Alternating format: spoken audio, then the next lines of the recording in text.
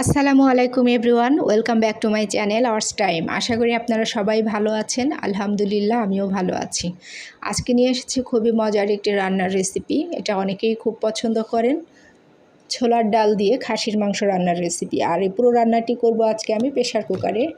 এর জন্য প্রথমে প্রেশার কুকারটা চুলায় দিয়ে গরম করে নিয়েছি। আর এর ভিতরে অ্যাড করে দিয়েছি হাফ কাপ পরিমাণ সয়াবিন তেল, 1 কাপ পরিমাণ দিয়েছি পেঁয়াজ কুচি। এটা দিয়ে আমি খুব ভালোভাবে নেড়ে পেঁয়াজটাকে ভেজে নিচ্ছি। পেঁয়াজটা একদম ব্রাউন কালার করব না, যখন পেঁয়াজটা নরম হয়ে যাবে তখন আমি এর ভিতরে ডালটা দিয়ে দিচ্ছি। আর এই ডালটা আমি সারা রাত ভিজিয়ে রেখেছিলাম, সকালে এটাকে ধুয়ে পরিষ্কার করে পানি ঝরিয়ে নিয়েছি।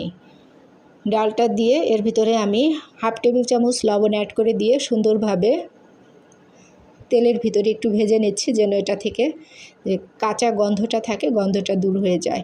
এখন আমি